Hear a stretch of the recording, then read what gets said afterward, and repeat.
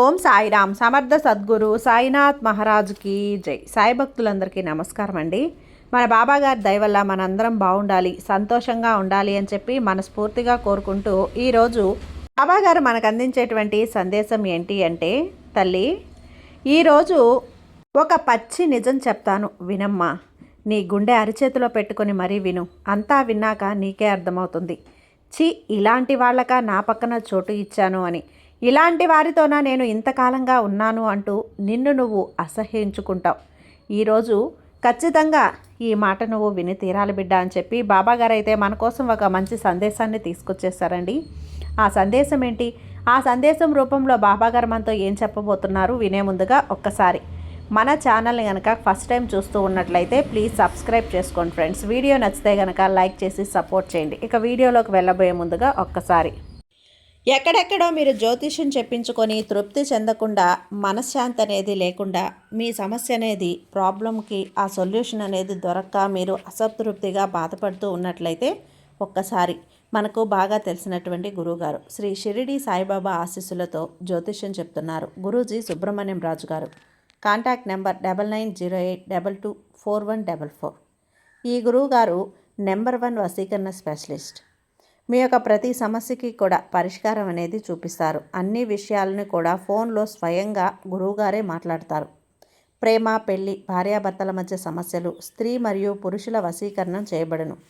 చెడు గృహ ప్రయోగాలకు నివారణ చేయబడును. మీ యొక్క ఎటువంటి సమస్యనైనా సరే ఫోన్లోనే 24 గంటల్లో పరిష్కారం అనేది చూపిస్తారు. కాబట్టి నమ్మకంతో గురువుగారిని కాంటాక్ట్ అవ్వండి. మీరు ఎక్కడెక్కడో జ్యోతిష్యం చెప్పించుకొని అసంతృప్తి చెంది ఉంటే ఈ గురువు గారి దగ్గర ఒక్కసారి ఫోన్ చేసి మీ సమస్యకు పరిష్కారం అనేది తెలుసుకున్న తర్వాత మీ మనస్సు ప్రశాంతంగా ఉంటుంది. కాబట్టి నమ్మకంతో కాల్ చేయండి గురువుగారికి. సుబ్రహ్మణ్యం రాజు గారు, నెంబర్ 1 వశీకరణ స్పెషలిస్ట్.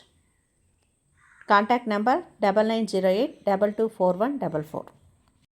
ఇక వీడియోలోకి వచ్చేస్తే, తల్లి నువ్వంటే నాకు ఎంత ఇష్టమో తెలుసా అమ్మా. నీ శుతిమెత్తని మనసంటే నాకు చాలా చాలా ఇష్టం బిడ్డ. జాలి, కరుణ, దయ అన్నీ కూడా ఎక్కువే నీకు. నీతో ఉన్నవాళ్ళు, నీతోటి వాళ్ళు, నీ బంధువులు, నీ చుట్టుపక్కల ఉన్నవాళ్ళు ఎవరైనా సరే కష్టాల్లో ఉన్నా, బాధల్లో ఉన్నా నువ్వు అస్సలు కూడా తట్టుకోలేవు. ఎందుకంటే నీకే ఆ కష్టం వచ్చే ఎంత విలవిల్లాడిపోతావో అంతలా విలవిల్లాడిపోతావు. నువ్వు ఎవ్వరికీ కూడా నువ్వు వెంటనే నీకు చేయగలిగినంత ఎంత చేతనైతే అంత సహాయం వారికి అందిస్తావు. ఒక్కొక్కసారి నీ అవసరానికి మించి కూడా నువ్వు సహాయం చేస్తూ ఉంటావు. నీ దగ్గర లేకపోయినా సరే వేరే వారి దగ్గర తీసుకొచ్చైనా సరే వారి కష్టంలో నువ్వు ఆదుకుంటూ ఉంటావు. ఎవరైనా ఆకలితో ఉంటే అస్సలు సహించలేవు. నీకు లేకపోయినా సరే వెంటనే వెళ్ళి వారి ఆకలి తీరుస్తూ ఉంటావు. నీలో రవ్వంత స్వార్థం కూడా లేదు. ఏది కూడా ఇది 10 రూపాయలు ఉంటే గనక రేపటి రోజున నాకు ఉపయోగపడుతుంది అని అస్సలు అనుకో. నిస్వార్థంగా ఎదుటి వాళ్ళు కష్టాల్లో ఉంటే తీసుకెళ్ళి వాళ్లకు ఇచ్చేస్తావు. నీకున్నటువంటి ఆ శుతిమెత్తని మనసు అంటే నాకు చాలా చాలా ఇష్టం బిడ్డ. నా బిడ్డలందరిలో కూడా నువ్వు నాకు ప్రియమైన బిడ్డవు. నిన్ను చూస్తే నాకు చాలా ముచ్చటేస్తుంది తల్లి. ఇంత మెత్తని మనసు ఉన్న నిన్ను నమ్మించి మోసం చేస్తున్నారు చూడు తల్లి. పక్కనే ఉంటూ కూడా వాళ్ళు అమాయకంగా నటించి నిన్ను దోచుకుని తింటున్నారు. వారు మంచివారైతే సహాయం చేసినా పర్లేదు, కానీ బిడ్డ కష్టాల్లో ఉన్నప్పుడు నీ కాళ్ళు పట్టుకొని వాళ్ళ దగ్గరే నువ్వే దిక్కు, నువ్వే దేవుడు, నువ్వే నా పాలిట దేవుడు అని నీ కాళ్ళు పట్టుకొని బతిమలాడుతూ ఉంటారు. వారి అవసరం తీరిపోగానే నిన్ను వెన్నుపోటు పొడవాలని చూస్తూ ఉన్నారు. బిడ్డ వెనక నిన్ను నాశనం చేయాలని చూస్తున్నారమ్మా. నీ వెనక నీ చెడు నీకు కోరుతున్నారు. ఈ విషయం తెలుసుకుంటే నా రక్తం మరిగిపోతుందమ్మా. నిజంగా నాకు చాలా బాధగా ఉంది తల్లి. అందుకే నా బిడ్డకి చెడు జరగబోతోంది. నా బిడ్డ ఎంతో మంచి మనసుతో అందరికీ సహాయం చేస్తుంది, సహాయపడుతుంది. కానీ అటువంటి బిడ్డకే వాళ్ళు అవసరం తీరిపోగానే వెన్నుపోటు పొడవాలని చూస్తున్నారు చూడు. ఎలాగైనా తనని హెచ్చరించాలనే ఈ సాయిని ఈరోజు పరుగున వచ్చాను. బిడ్డ నేను చెప్పేది ఒక 2 నిమిషాలు నువ్వు విన్నావంటే కనుక నీకు మొత్తం కూడా అర్థమైపోతుంది. నీ పక్కన ఎలాంటి వాళ్ళకు చోటు ఇచ్చావు, ఎలాంటి వాళ్ళను నువ్వు ఆదుకుంటున్నావు అన్నది నీకు అర్థమవుతుంది. నేను చెప్పేదంతా కూడా విన్నాక ఎలాంటి మనుషులుగా నా వాళ్ళు నేను పెట్టుకుంటున్నాను అంటే నిన్ను నువ్వు అసహించుకుంటున్నావు. నీకు ఇదంతా కూడా అర్థం కావాలి అంటే ఇప్పుడు నీ జీవితంలో జరుగుతున్నది ఏదైతే ఉందో దానికి సంబంధించిన ఒక చిన్న కథ చెప్తాను. ఇప్పుడు విను, జాగ్రత్తగా విను. ఎందుకంటే ఇప్పుడు ప్రస్తుతం నీ జీవితంలో ఇదే జరుగుతోంది. కష్టంలో ఉన్నప్పుడు నీ కాళ్ళు పట్టుకొని నువ్వు తప్ప నాకు ఇంకెవరూ దిక్కులేరు అని అంటారు. నీ అవసరం తీరిపోగానే వాళ్ళ విశ్వస్వరూపం చూపిస్తున్నారు. బాబాగారు అందుకే ఈ కథ అనేది చెప్పడం మొదలుపెట్టారు. ఒక నది ఒడ్డున ఒక పెద్ద పాము పుట్ట ఉంది. అందులో ఉన్న పాము ప్రతిరోజు బయటకు వచ్చి సమీపంలో ఉన్న చిన్న చిన్న కప్పలను, ప్రాణులను తినేసి కొన్నాళ్లకు ఆ మడుగులో ఉన్నటువంటి కప్పలన్నీ కూడా అయిపోతాయి. ఆకలి బాధ పడలేక ఆ పాము దగ్గరలో ఉన్న అడవికి వెళ్ళిపోయింది. అక్కడ కూడా దానికి తినడానికి ఆహారం దొరకలేదు. అక్కడి నుంచి తిరిగి వస్తూ ఉండగా మధ్యలో అక్కడ ఎండుగడ్డిలో మంటలు వ్యాపించడంతో బయటకు వెళ్ళటానికి దారి లేదు. మంటల మధ్య పాము ఇరుక్కుపోయింది. ఇక తనకు చావు తప్పదని పాము కంగారు పడింది. తనను కాపాడమని ఎంతగానో అటువైపు వస్తున్నటువంటి అందరినీ కూడా బ్రతిమలాడుకుంటూ ఉంది. అంతలో అటువైపుగా వస్తున్న ఒక పెద్దాయన ఆ పాము కేకలు విని జాలిపడి అటుగా వచ్చి వెంటనే తన చేతిలోని సంచిని ఆ మంటల్లో విసిరాడు.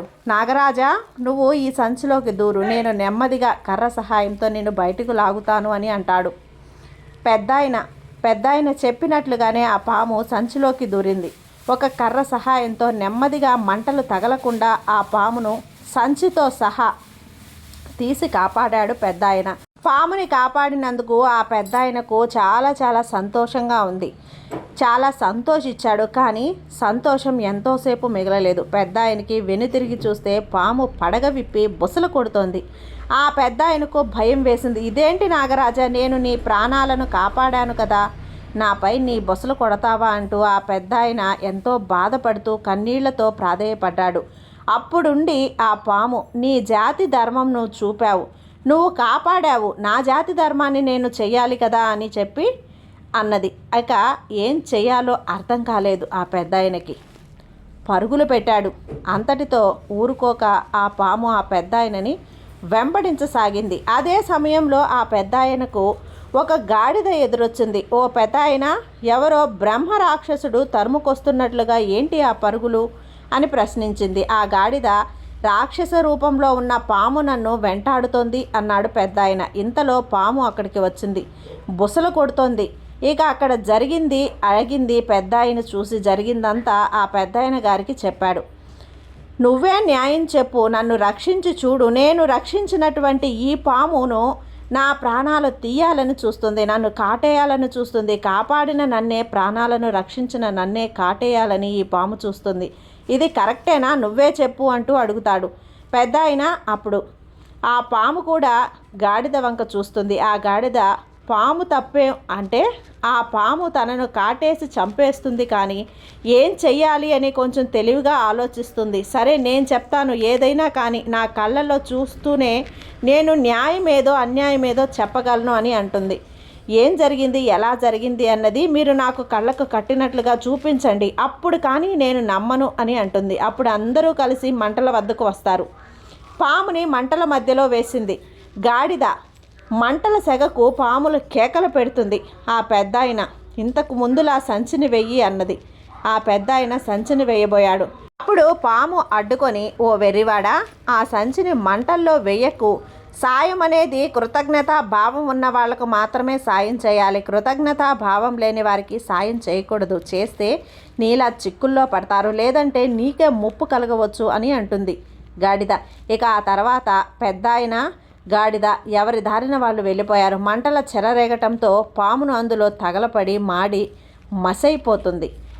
ఇక అంటూ బాబాగారు అయితే ఈ కథ చెప్పడం ఆపారు. ఇక ఈ కథ ద్వారా బాబాగారు మనకు ఏం సందేశం ఇవ్వాలి అని అనుకుంటున్నారు అంటే, తల్లి, సహాయం అనేది వ్యక్తిని బట్టి చెయ్యాలి, మనసు ఎరిగిన వాళ్ళకు చేయాలి. ఎవరికైతే నిజంగా నీ సహాయం అవసరం ఉందో వాళ్ళకే సహాయం చేయాలి. కృతజ్ఞతా భావం లేని వాళ్లకు అస్సలు సహాయం చేస్తే ఇలాగే ఉంటుంది. నీ సహాయాన్ని ఎవరైతే గుర్తుపెట్టుకుంటారో వాళ్ళకే నువ్వు సహాయం చేయి, లేదంటే అది నీకే కీడు చేయొచ్చు.